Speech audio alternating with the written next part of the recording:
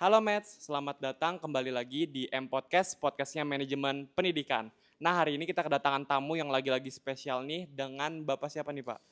Saya Teguh Trivianto, saat ini saya diamanahi sebagai Ketua Departemen Manajemen Pendidikan, Mas. Oke, nah jadi ini adalah Ketua Departemen Manajemen Pendidikan, salah satu pejabat di Fakultas Ilmu Pendidikan Universitas Negeri Malang.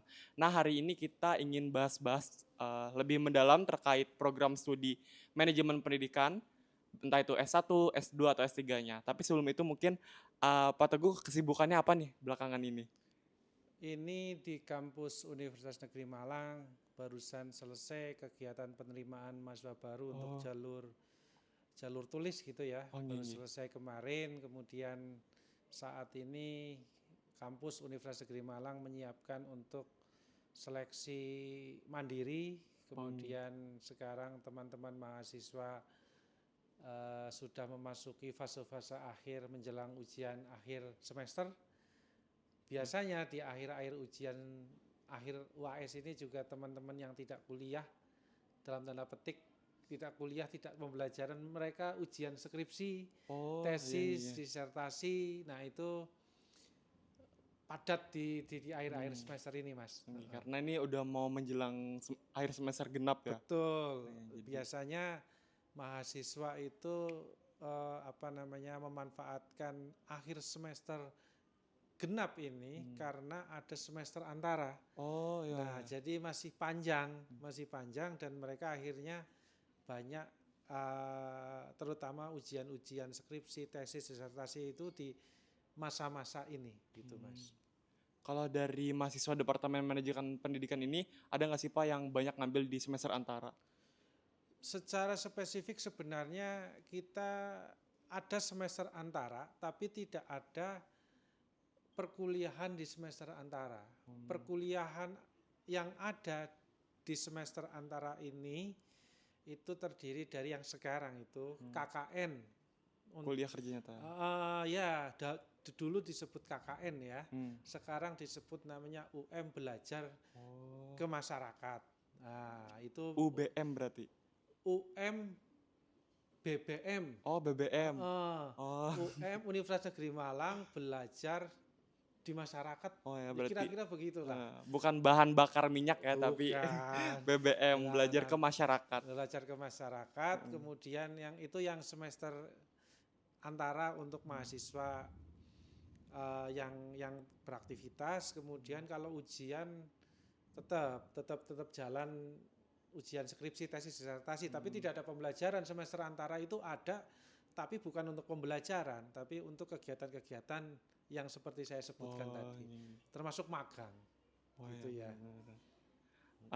Untuk BBM tadi yang Iya, istilah katanya kita sebut aja KKN ya Pak. iya KKN. Untuk KKN ini itu nanti pelaksanaan kira-kira kapan ya Pak? Untuk mahasiswa Departemen Manajemen Pendidikan apa ada perbedaan dengan departemen lain atau ada yang lain Pak? Ini yang saya terima ini uh, tahap ini baru ini dikoordinasikan oleh universitas, ada sekitar 7.000 mahasiswa Universitas Negeri Oh, Malang 7.000. yang akan melakukan kegiatan di masyarakat tadi. Hmm.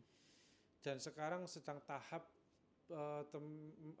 kampus sedang rekrutmen untuk dosen-dosen pendamping. Hmm. Jadi pelaksanaannya ya pelaksanaan sesuai dengan tanggal eh, masa kuliah semester antara, Mas. Nanti Hmm. kan kalau sudah selesai semester ini UAS itu sekitar tanggal 16 kalau nggak Iya, salah tanggal itu. 16 Mei. Nanti setelah itu ada pembekalan-pembekalan. KKN kan sebelum ke masyarakat diberi pembekalan, Hmm. kemudian langsung ke masyarakat.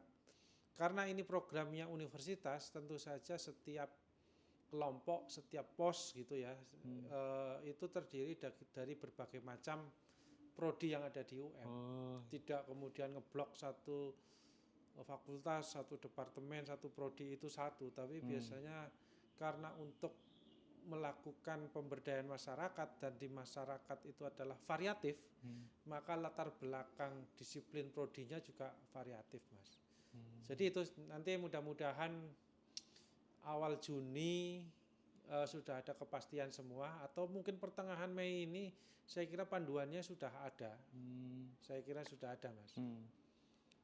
Jadi sebenarnya apa sih Pak filosofi adanya KKN ini di di kampus kita ini? Karena kan beberapa tahun belakangan ini kita udah nggak ada KKN ya Pak. Tiba-tiba ada nih di angkatan saya di tahun 2000, angkatan 2024. Kita semua dari masyarakat ya, dan belajar di masyarakat itu adalah belajar yang empirik, yang langsung ketemu dengan masyarakat, tidak sekedar teoretik di ruang-ruang kelas. Belajar ke masyarakat yang kita sebut tadi di awal KKN, istilah yang sering umum dipakai itu terhenti pada masa pandemi, Mas. Jadi pada waktu itu saya cerita sedikit, teman-teman KKN baru di masyarakat 1 minggu. 1 minggu kemudian karena ada kebijakan lockdown total secara nasional, teman-teman KKN itu mahasiswa ditarik semua. Sampai sekarang yang belajar di masyarakat itu tadi kan dihentikan kan hampir semua.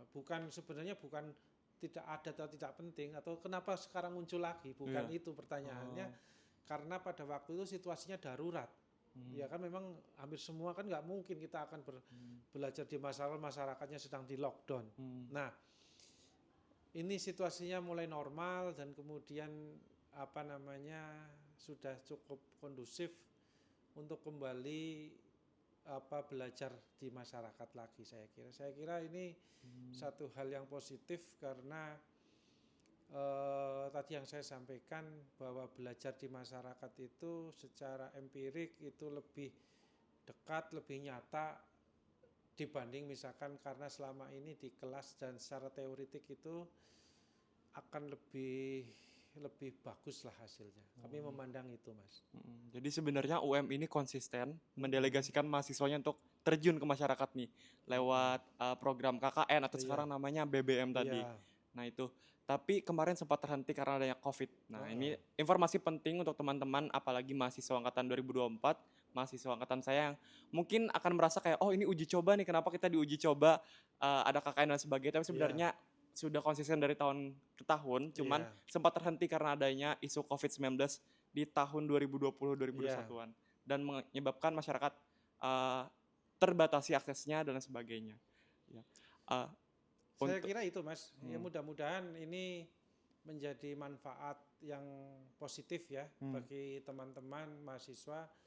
Tentu saja memang bekal, persiapan dan sebagainya itu lebih banyak disiapkan, karena ini pembelajaran yang lebih menuntut banyak kemandirian. Tapi saya kira dengan bekal yang sudah memadai selama 2 tahun berarti di sini, Mas, saya kira sudah waktunya juga mulai belajar terjun ke masyarakat, Mas. Karena sebenarnya dalam Tridharma Pendidikan juga peran mahasiswa juga adalah kembali ke masyarakat atau terjun ke masyarakat. Karena dari masyarakat untuk masyarakat. Gitu. Betul, Mas. Gitu. Mudah-mudahan teman-teman menjalaninya dengan baik. Saya kira banyak pilihan skema walaupun saya juga belum secara detail memahami itu, tapi saya kira ada skema-skema yang bisa diikuti untuk pengabdian di Tridharma Perguruan Tinggi di masyarakat ini, Mas. Gini sih Pak, saya ada pertanyaan. Untuk mahasiswa Departemen Manajemen Pendidikan ini, kira-kira apa sih menurut Bapak pandangan atau bentuk kontribusi nyata ke masyarakat? Karena mungkin kita berbeda dengan jurusan-jurusan lain yang praktikal, seperti misalnya anak teknik bisa membuat sebuah mesin otomotif misalnya dan sebagainya. Nah untuk departemen kita sendiri, karena kan dari awal kita pembelajarannya lebih ke teorikal. Nah apa sih bentuk kontribusi nyata kita yang bisa diberikan ke masyarakat gitu Pak? Pengalaman teman-teman di masyarakat untuk aspek manajemen pendidikan itu banyak. Kalau kita pertama ya, di satu desa tertentu mesti ada lembaga pendidikan, formal atau mungkin non formal ya. Kita bisa masuk sekolah dari jenjang apa saja sebenarnya, mungkin dari PAUD, SD, SMP, SMA. Kita bisa membantu memperkuat aspek manajemen di sekolah itu. Misalkan kita bisa melihat perpustakaannya, kita bisa melihat sisi administratif di sekolah itu, bisa menata aspek manajemen kesiswaannya, kurikulumnya, mungkin pengorganisasiannya, struktur organisasinya di sekolah yang formal. Bisa juga di aspek kemasyarakatan juga ada. Saya kira ada teman-teman yang kemudian secara kecil-kecilan melakukan bimbingan belajar pada anak-anak, karena Anda juga memahami aspek pendidikan pada anak-anak SD misalkan, pada membantu lembaga-lembaga misalkan TPQ, TPA walaupun mungkin tidak formal, tapi membantu sisi manajemennya secara sederhana. Dari aspek perencanaannya mungkin dibuatkan visi misi, dibuatkan mungkin kurikulumnya ditulis secara sederhana, dibuat misalkan sistem evaluasinya, dibuatkan formatnya, banyak yang bisa dikerjakan. Di kelurahan juga bisa masuk begitu ya, di aspek-aspek membantu. Mungkin tidak disebut manajemen pendidikan, tapi Anda paham manajemen bagaimana sebuah misalkan di desa ada posyandu. Anda bisa membuat jadwal sisi pada aspek manajemennya, jadwal kegiatan, bagaimana itu ditata lebih baik, itu banyak ya bisa dikerjakan. Kalau kemudian kita hanya berpatokan pada satu institusi pendidikan misalkan, ya agak yang formal, ya agak ada tetap, tapi kan itu juga terbatas. Ya misalkan satu desa, satu lokasi mungkin 1-2 SD, tapi itu bisa dimasuki juga. Saya kira itu Mas, itu bisa jadikan ide. Nah mungkin itu buat teman-teman dari Departemen Manajemen Pendidikan, ternyata kita bukan hanya berkontribusi untuk lembaga pendidikan, tetapi juga bisa ke sektor-sektor lainnya. Betul. Seperti misalnya posyandu dan sebagainya. Ya, karena ini ya Pak, saya juga penasaran, karena mungkin sebelumnya nama departemen kita fun fact berganti dari administrasi pendidikan ke manajemen pendidikan. Nah itu apakah ada korelasinya dengan lebih bagaimana terjun ke masyarakat atau melakukan pengabdian ke masyarakat?